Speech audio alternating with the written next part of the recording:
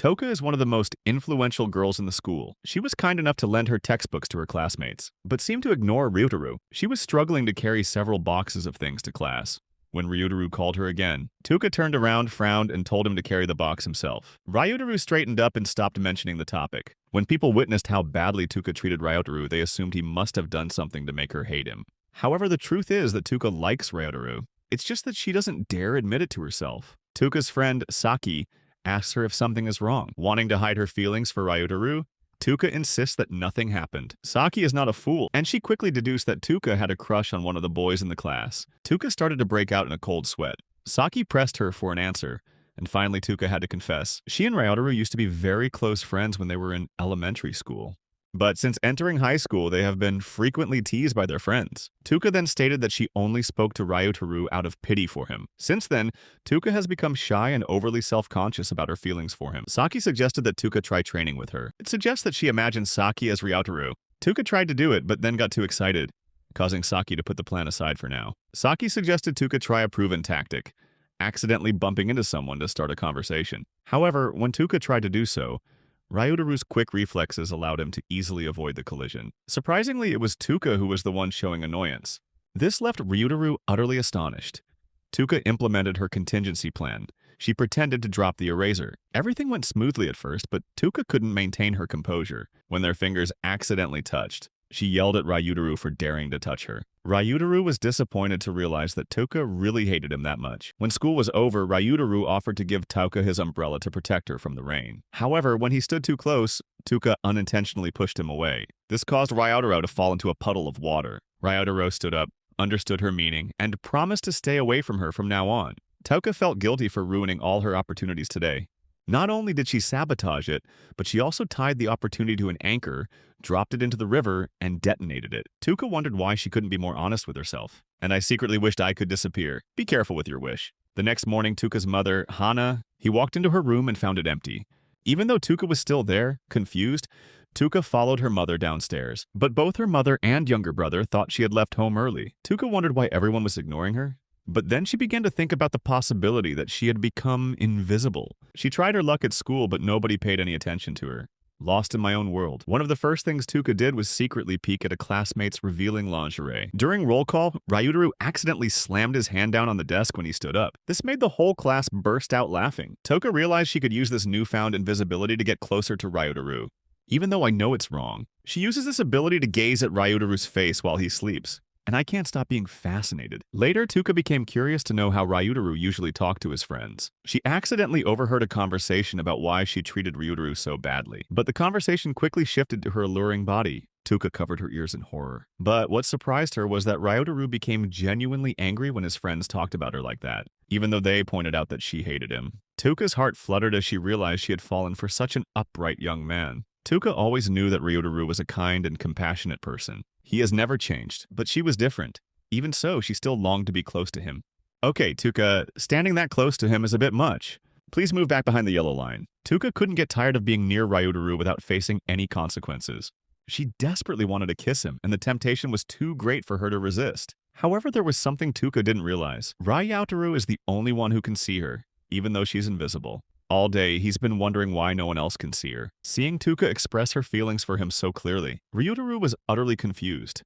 He was certain Toka hated him, but now she was acting as if she were infatuated with him, almost drooling with desire. The day before, I asked Toka to help me carry some boxes of things back to class, but she rudely told him to do it himself. That made Ryoutarou feel like Toka hated him. During class, he asked his two friends, Sato and Utsumi, if he had done anything wrong to Toka. Sato suggested that Toka might be acting that way because she likes him, but Ryoutarou quickly denied that, asserting that it was impossible. Utsumi agreed. It was completely impossible. Ryoutarou wondered if he would ever have a chance to date a cute girl like Toka.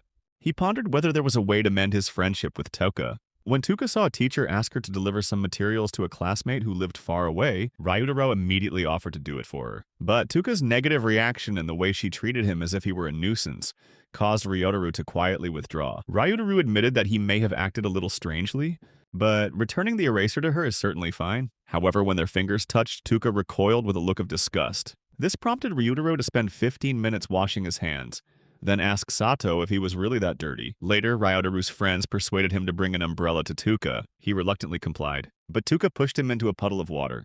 Ryoutarou bowed his head, trying his best not to burst into tears. His friends tried to comfort him, even though they themselves had once said that the worst thing Tuka could do was refuse. Ryoutarou reminisces about the past.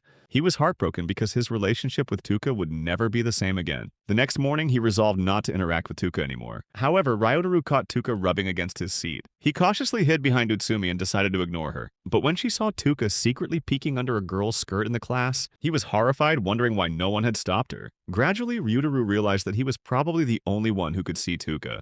When Tuka started staring at me, Ryoutarou pretended to be asleep, but that only made her even more boisterous. Throughout the day, Ryoutarou gradually became convinced that only he could see Tuka. However, he started to worry when he heard his friends talking about Tuka. When they started talking about her curvy figure, Ryoutarou immediately panicked and stopped them from saying anything more. Ryoutarou breathed a sigh of relief when he finally ended that dangerous conversation. But this only seemed to make Tuka even more affectionate towards him. What's even stranger is that Tuka seems to genuinely like him. This left Ryoutarou utterly bewildered. In his opinion, Tuka should hate him. When Tuka said she would die of embarrassment if Ryoutarou found out she liked him, Ryoutarou is determined to pretend he can't see Tuka forever. To escape the current situation, he sneaked into the restroom.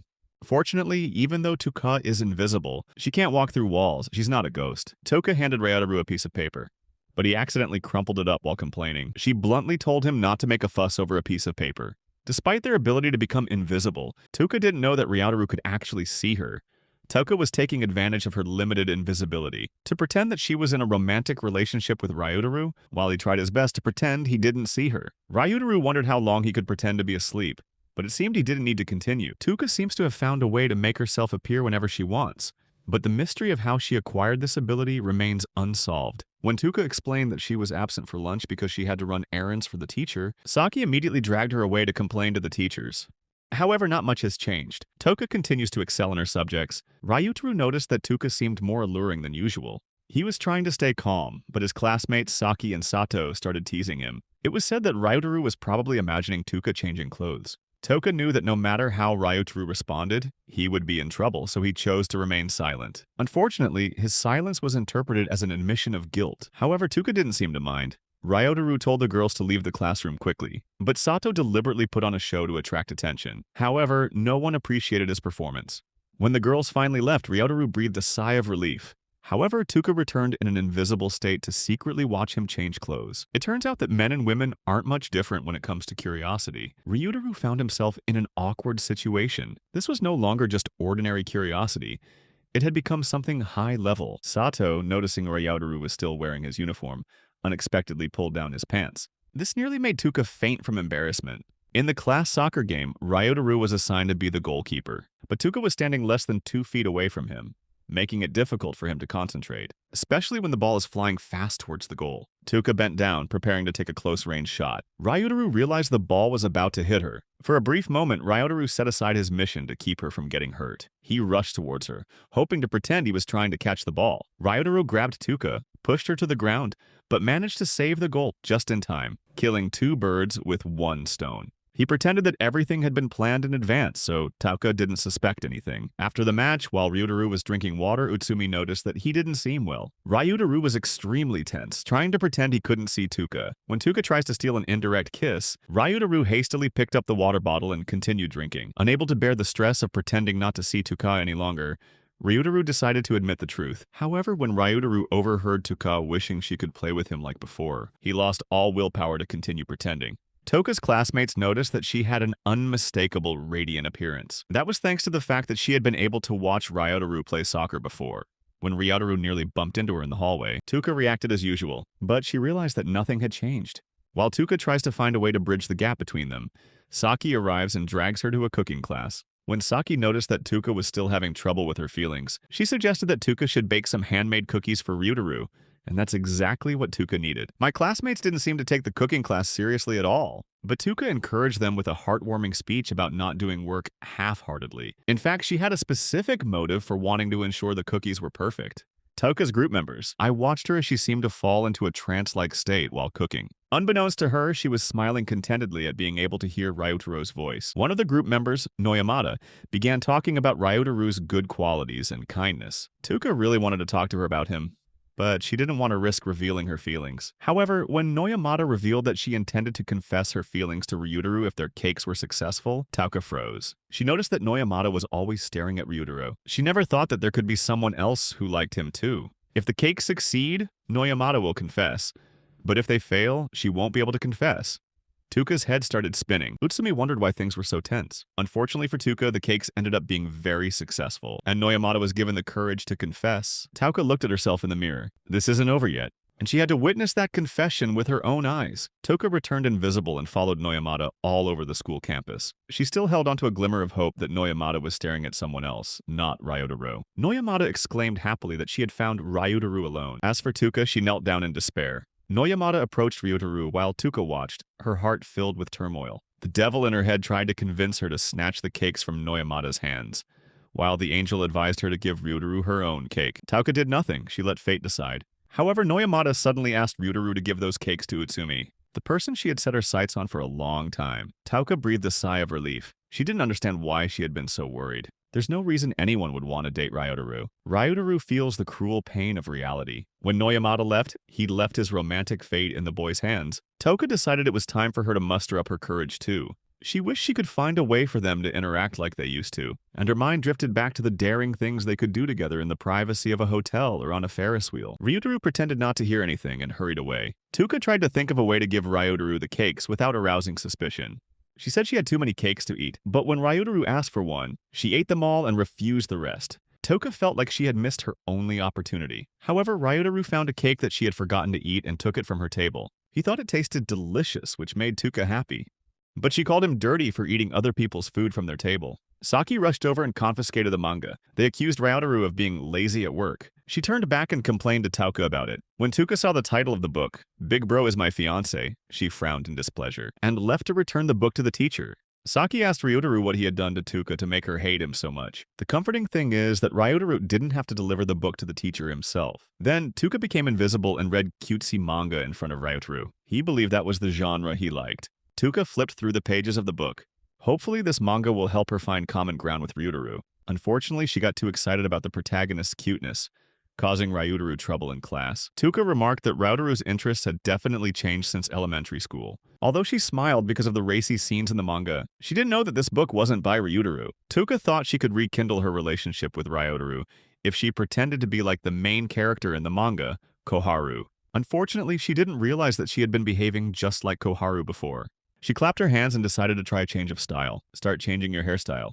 And took off his socks, causing Ryoutarou to turn away. Ryoutarou didn't realize the teacher was calling on him to read a passage from the book. But Tuka changing clothes right in front of him only made the situation more awkward. Seeing his confusion, Tuka offered words of encouragement, unaware that she was the very reason he was in that awkward situation in the first place. Tuka perfected her transformation, making Ryoutarou's situation even worse.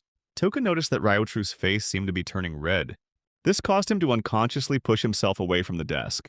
When Saki asked him what was wrong, Ryoutarou explained that there was a bee, but that was the worst possible reason, causing the entire classroom to descend into chaos. Ryoutarou breathed a sigh of relief when the class finally ended, but Tuka decided to try this new hairstyle in real life. However, when Utsumi and Sato arrived, Utsumi found the manga on Ryoutarou desk.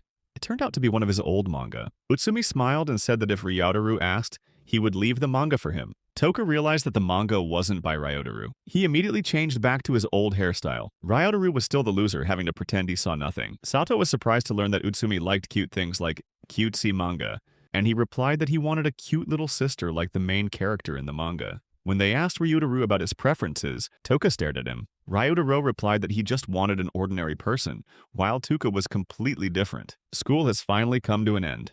But Ryoutarou still couldn't rest. His friends suggested they come to his house to play video games, and even the invisible Tuka joined in.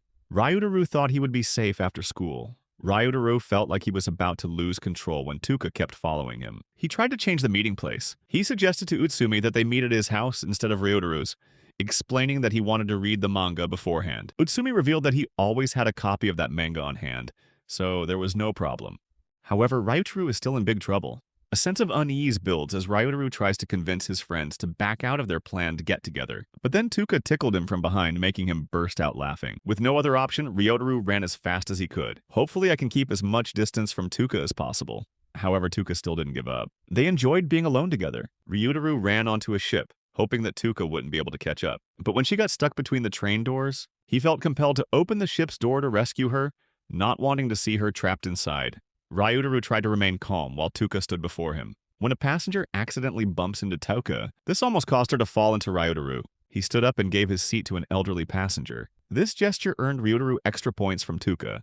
Tuka began to wonder where Ryoutarou lived, as she knew he had moved last year. Ryoutarou didn't want her to find out which train station he was getting off at. Decided to get off at a random station.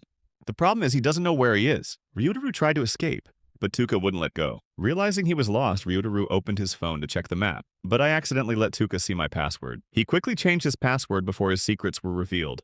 Seeing that Tuka was more persistent than he expected, Ryoutarou decided to stay outside until she couldn't bear it any longer. He had spent most of his allowance, and Tuka accidentally revealed the contents of a book he was reading, which annoyed him. Tuka felt increasingly comfortable, but then suddenly she started trembling. She needs to go to the restroom, but I want to go to Ryoutarou's house. Unable to hold back any longer, she ran away, and Ryoutarou seized the opportunity to pay. When Tuka returned, she noticed Ryoutarou's desk was empty. She started crying and blamed herself for not being able to hold her bladder. But then she saw a familiar woman walk past the window. Ryoutarou returned home completely exhausted. His sister Kiara said the bath was ready. Ryoutarou's mother, Miko, also returned home shortly after finishing her part-time job. However, an uninvited guest showed up at the house, Tuka.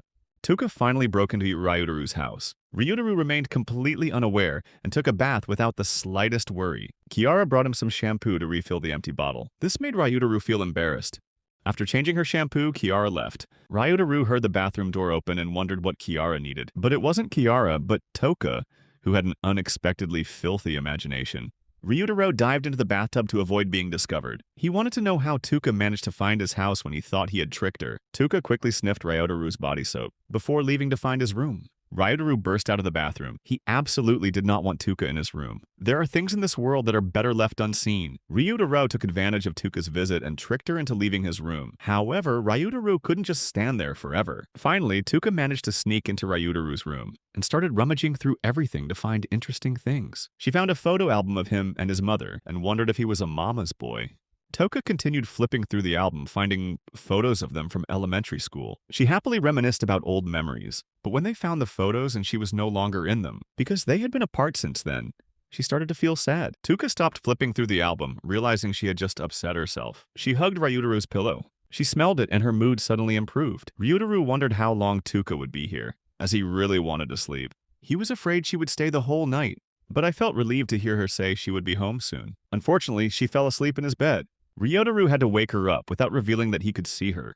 It would be terrible if she had to sleep in his bed all night. He tried to wake her without touching her, but Tuka made him try his best. Ryoutarou realized he might have to resort to drastic measures to wake her up. Seeing how utterly helpless she was, extremely wicked and illegal thoughts appeared in his head. Kiara wondered why her brother was acting so recklessly. Ryoutarou decided to turn up the music, hoping that Tuka would wake up. Kiara, annoyed by the noise, burst into the room to ask him to be quiet. Ryoutarou asked Kiara if she wanted him to sleep in her room like in the old days, and she answered in the worst way possible, no. Ryoutarou ran out of ideas for waking Tuka. Kiara, unable to see Tuka, he sat down on her, and this eventually woke Tuka up. However, to prevent her from being crushed, Ryoutarou pulled his younger sister away and forbade her from sitting on his bed.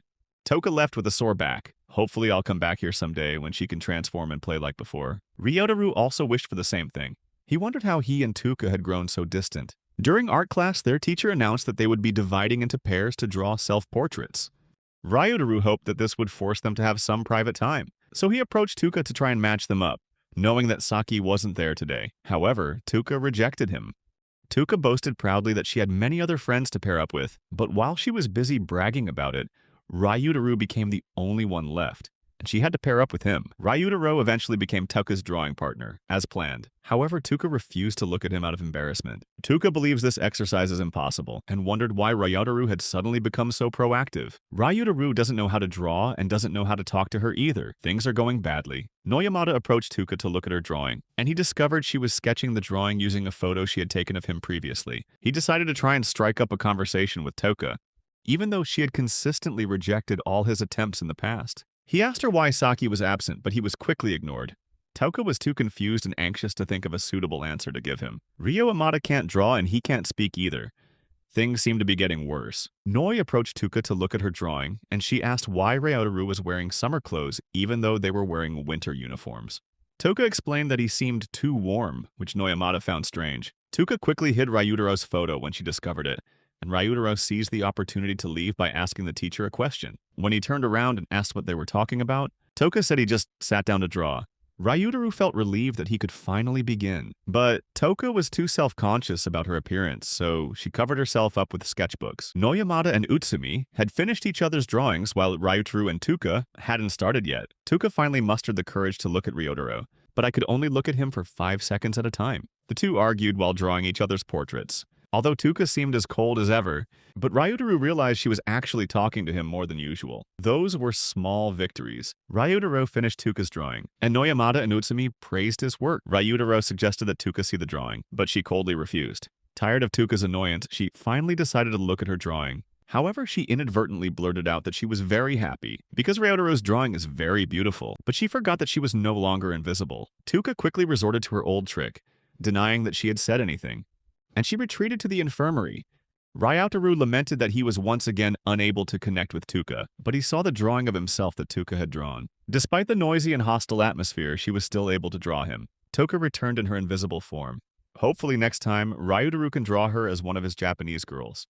Ryoutarou rushed to school to avoid Tuka, and he succeeded in hiding from her by hiding behind trash cans. Yanagi, a classmate of Ryoutarou, asked him what he was doing there. He replied that he liked small, cramped spaces. Yanagi is Ryoutarou classmate. She rarely speaks to him, and he doesn't know much about her. She seemed like the lonely type, and he just hoped she would forget what she had seen earlier. However, she spent most of the class occasionally glancing at him. Tuka then noticed that Yanagi had been looking at Ryoutarou more often lately. Actually, she was counting the number of times Yanagi looked at him. Tuka worries about having to deal with an annoying stalker, unaware that she herself is an annoying stalker. Ryoutarou felt stressed about having to pretend that Tuka couldn't see, and he declined his friend's invitation to eat. He went up to the rooftop alone, where Yanagi asked if she could sit next to him. Tuka's expression said it all. Tuka was angry because Yanagi suddenly showed interest in Ryoutarou and sat too close to him. Not wanting to be defeated, Tuka jumped up and sat on Ryutarou's lap. Tuka felt smug because she got to sit closer to Ryoutarou than Yanagi. When Yanagi tried to strike up a conversation with Ryoutarou, Tuka tried to get attention by kissing Ryoutarou but failed. Yanagi noticed that Ryoutarou had been acting strangely lately. It was as if he was trying to avoid something. Tuka began putting the pieces together, and Ryoutarou knew he had to end this conversation. Ryoutarou was so focused on avoiding Tuka that he forgot to pay attention to everything and everyone around him. As Tuka tries to figure out why he's acting so strangely, Ryoutarou tried to distract them both by talking about his lunch. The more he tried to de-escalate the situation, the deeper he got himself into trouble. Ryoutarou tries to relieve the pressure on himself by suggesting that Tuka have lunch with them. Tuka was touched that Ryoutarou wanted to have lunch with her. Despite Tuka's cold and unpleasant behavior towards Ryoutarou, he still hoped she would soon return to his presence. Tuka left to get lunch, and Yanagi asked Ryoutarou if he could see things that others couldn't. Ryoutarou pretended not to understand what she was saying, but Yanagi saw through him. She knew he must have seen the ghost running around here. Ryoutarou tried to pretend it was just a ghost, but Yanagi was thinking of something like an invisible person. Yanagi invited Ryoutarou to join the Ghost Research Club because she was facing manpower issues. She left hoping to receive a positive response. Tuka returned to her lunch, but she remained invisible. In any case, Ryoutarou had safely escaped the situation. On his way home, Ryoutarou tried to think of a way to escape from Tuka when it suddenly started raining. He spotted a playground and decided to take shelter from the rain there. Ryoutarou went under the slide, but Tuka slipped and fell. Her wet hair made her look like Satako. Tuka's clothes were wet and ruined, and she thought about taking off her uniform.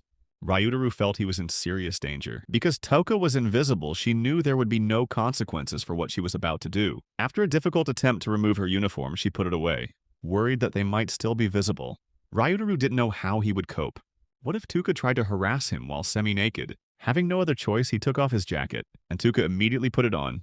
He felt temporarily safe. Ryoutarou took advantage of this time to breathe a sigh of relief. Tuka tried to take a selfie of the two of them, but it didn't work out. Ryoutarou suddenly wondered if Tuka was wearing underwear. A stranger suddenly appeared, also looking for shelter from the rain. Ryoutarou initially tried to chase that person away, but Tuka stood up to give him her seat. While Ryoutarou and the stranger spoke in hushed tones, Ryoutarou occasionally glanced at Tuka's rather revealing pose. Luckily, Tuka was indeed wearing underwear underneath. However, Ryoutarou felt as if he were committing a crime when he looked at her. Tuka began to breathe heavily. It wasn't because she felt aroused, because she couldn't maintain that uncomfortable position any longer. Tuka's legs began to tremble. She tried to shift her body weight to a more comfortable position, but in the end she slipped and fell straight onto Ryoutarou. Before Tuka's entire weight collapsed on her, Ryoutarou quickly rolled off the road and fell onto the wet ground. The rain has stopped. Tuka stood up, even though she felt very uncomfortable having to go home in her underwear. However, Tuka discovered that she had been carrying her gym clothes in her bag all this time. She took off Ryoutarou's jacket and gave him one last look before leaving.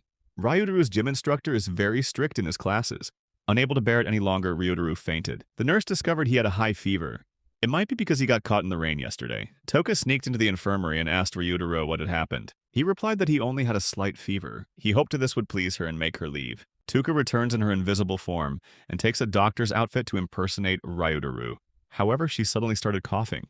Ryoutarou recalled that Tuka had gotten even wetter than him when it rained, and he also remembered something else. Toka realized that both of them had a fever, making the situation look like they were a couple, and she had no problem with that. Tuka took off her doctor's coat and lay down to rest. She recalled an incident from elementary school when both she and Ryoutarou were sent to the infirmary with fevers. They talked incessantly, causing the nurse to scold them. They wondered how their relationship had progressed to this point. Tuka wishes she could talk to Ryoutarou like she used to, but she couldn't help feeling shy around him. The nurse turned around and asked Ryoutarou if he wanted pills or suppositories. Ryoutarou quickly requested the pills. The medicine made Ryoutarou sleepy, but Tuka didn't drink anything and started to feel cold. Tauka looked at the empty space on Ryutarou's bed and crawled into bed with him. Ryoutarou closed his eyes tightly, but his body temperature began to rise. Tauka feared that he would die. She tried to maintain her invisible form for as long as possible, but her endurance finally ran out. Ryoutarou glanced to the left and saw that Tuka had become visible again. He didn't know what to do in this situation. He begged Tuka to realize that she might be seen. The nurse pulled back the curtain and saw a boy and a girl lying in the same bed. She asked Tuka what she was doing. Tuka frantically searched for an excuse, but all she could do was apologize for sneaking into Ryoutarou's bed. Fortunately, the nurse remained calm. She told Tuka to return to her bed and promised to keep the matter a secret. However, no one knew that Yanagi had witnessed everything. Aren't they supposed to be studying? Yanagi wondered. While Ryoutarou was playing with his friends, Sato noticed that Yanagi was staring at them again. She approached Ryoutarou again and asked him if he had considered joining the Ghost Research Club. She also revealed that she could see ghosts. This was completely new information for Sato and Utsumi. Sato encouraged Ryoutarou to join the club. Utsumi invited Yanagi to sit with them. Yanagi sat right next to Ryoutarou in his seat, but something even scarier than a ghost was watching them. It was Toka. Toka complained of stomach pain and went to the infirmary, which Ryoutarou knew was her technique to safely become invisible. Nagi insists that Tuka is only faking being sick, and that she knew her secret. Sato excitedly asked what the secret was. Yanagi said that she saw Tuka's transformation in the infirmary, while she was sleeping in bed next to Ryoutarou. Ryoutarou couldn't believe his ears. Yanagi seemed to have actually witnessed what had happened.